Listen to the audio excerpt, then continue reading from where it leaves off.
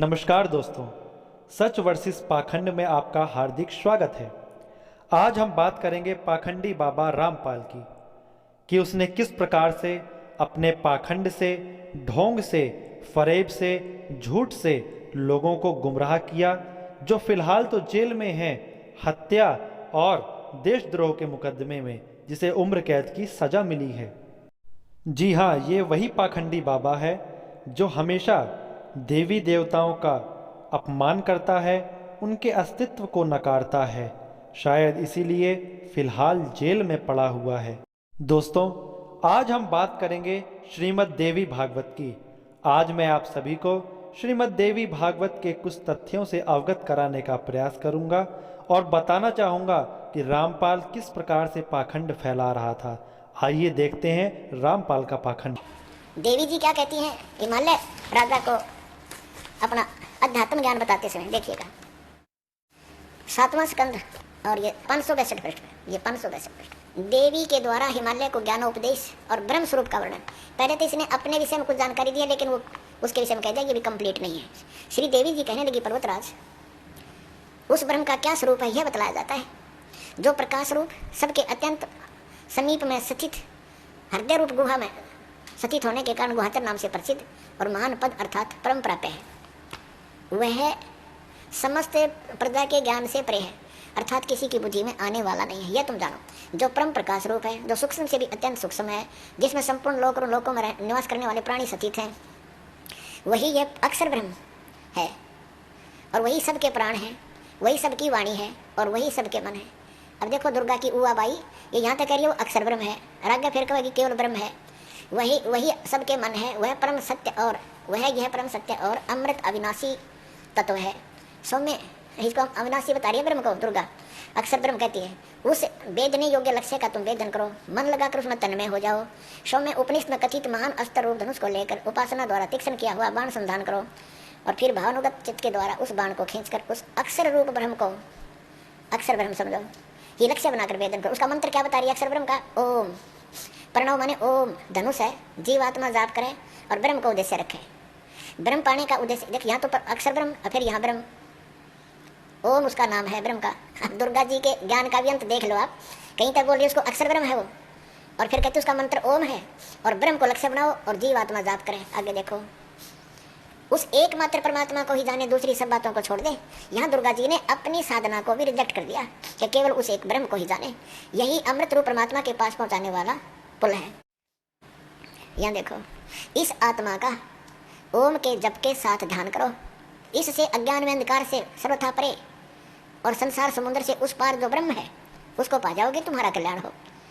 ब्रह्म ओम, ओम ब्रह्म का जाप है और इसी ब्रह्म को ये कभी तो अक्षर ब्रह्म कह रही है, यहाँ भी अक्षर ब्रह्म कहा है, तो इससे सिद्ध है कि ये कितनी विद्वान है। और इसने कहा कि इस ब्रह्म की पूजा करो, सबकी पूजा छोड़ दो, और वो ब्रह्म कहाँ रहता है? उसका ओम नाम है, वह यह सबका आत्मा ब्रह्म ब्रह्मलोक रूप दिव्य आकाश में स्थित है। अरे अरे अरे, पाखंडी बाबा रामपाल, जरा रुक तो जाओ। तुमने तो कितनी आसानी से कह दिया कि माता जी अपनी साधना को भी रिजेक्ट कर रही हैं, परंतु तुमने अपने भक्तों को, लोगों को, इस पूरे समाज को वास्तविक तत्व से तो अवगत ही नहीं कराया। इसलिए लगता है तुम्हें उम्र कैद हुई है, पाखंडी रामपाल। आइए हम अब देखते हैं कि वास्तविक सत्य है क्या। आइए आज हम सभी लोग संक्षिप्त श्रीमद् देवी भागवत के कुछ महत्वपूर्ण तथ्यों को देखेंगे। देखिए, यह है श्रीमद् देवी भागवत। यहाँ पर लिखा हुआ है संक्षिप्त श्रीमद् देवी भागवत केवल हिंदी। नीचे हम देखेंगे क्या लिखा है, सचित्र मोटा टाइप, गीता प्रेस गोरखपुर। अंदर प्रवेश करते हैं।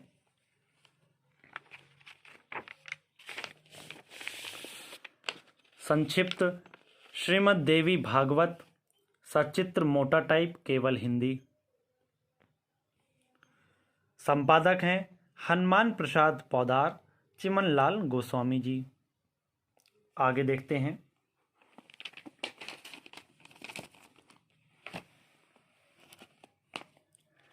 संक्षिप्त देवी भागवत 7वां स्कंद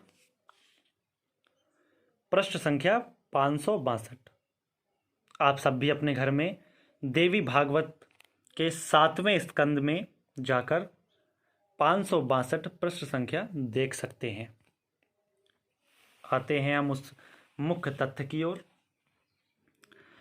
देखिए यहाँ क्या लिखा हुआ है, देवी के द्वारा हिमालय को ज्ञान उपदेश, ब्रह्म स्वरूप का वर्णन। अब देवी जी यहाँ पर ब्रह्म के स्वरूप का वर्णन कर रही हैं हिमालय राजा को और ज्ञान का उपदेश दे रही हैं। आगे हम देखते हैं,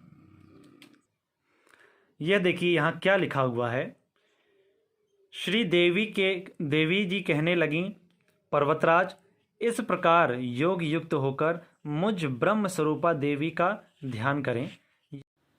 देवी जी यहाँ पर स्वयं कह रही हैं कि मुझ ब्रह्म स्वरूपा देवी का ध्यान करें, यानी कि देवी जी अपने आप को यहाँ पर ब्रह्म का स्वरूप बता रही हैं।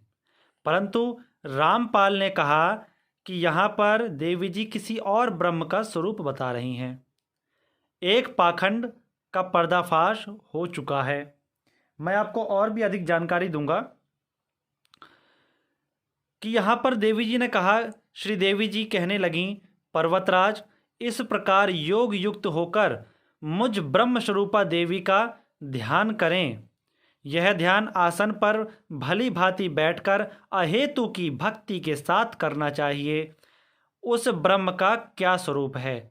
आपने वीडियो में देखा कि रामपाल ने इतने पैराग्राफ को बताया ही नहीं कि इसमें लिखा क्या हुआ है, क्योंकि उसको डर था कि मैं अगर ये बता दूंगा तो लोग मुझ पर विश्वास नहीं करेंगे और मेरी दुकान बंद हो जाएगी, इसलिए उसने नहीं बताया। लेकिन मैं आपको आज पूरे तथ्य से अवगत अवश्य कराऊंगा। एक बार पुनः उस चीज को पढ़ता हूं। श्री देवी जी कहने लगी, पर्वतराज, इस प्रकार योग युक्त होकर मुझ ब्रह्म स्वरूपा देवी का ध्यान करें। यह ध्यान आसन पर भली भांति बैठकर अहेतु की भक्ति के साथ करना चाहिए। उस ब्रह्म का क्या स्वरूप है? यानी यहाँ जिस ब्रह्म स्वरूप की बात कर रही हैं देवी जी, वह अपने ही ब्रह्म स्वरूप की बात कर रही हैं। क्यों? क्योंकि यहाँ पर देवी जी स्पष्ट कह रही हैं, मुझ ब्रह्म स्वरूपा देवी का ध्यान करें। और यहाँ पर देवी जी ने संक्षिप्त में बताया कि मैं ब्रह्म का स्वरूप हूँ।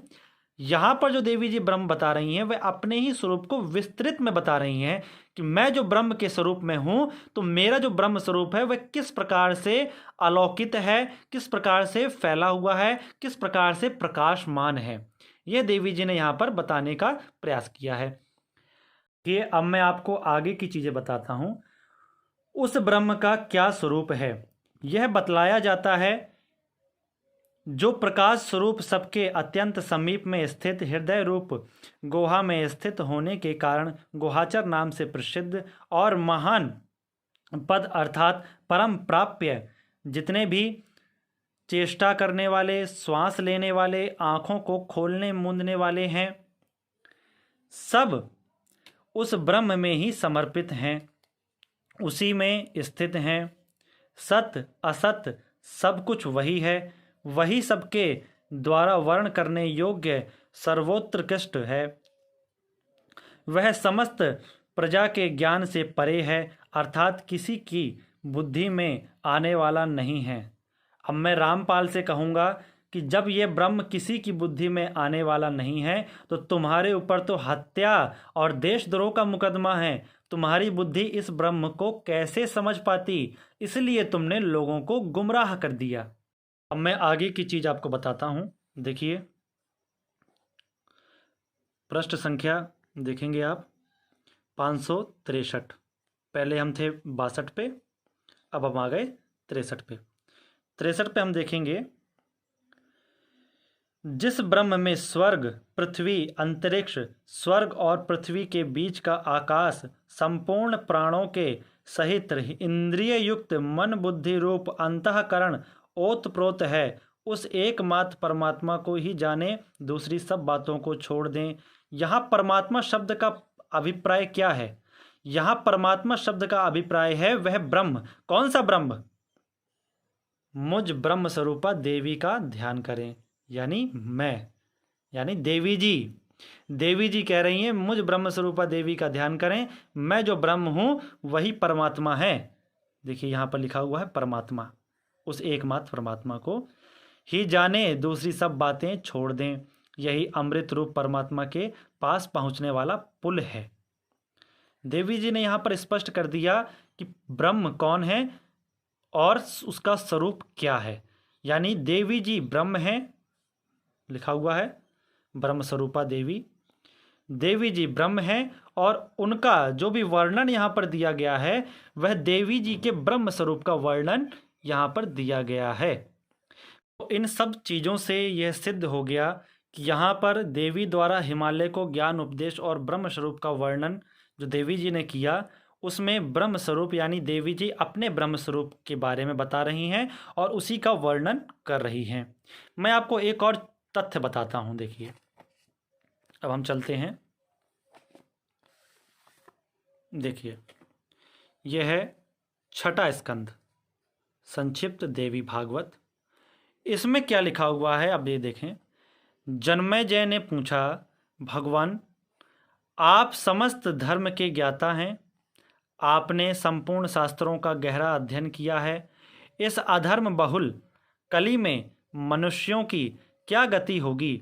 यदि इसके परिमार्जन का कोई उपाय हो तो मुझे दया करके उसे बताने की कृपा करें।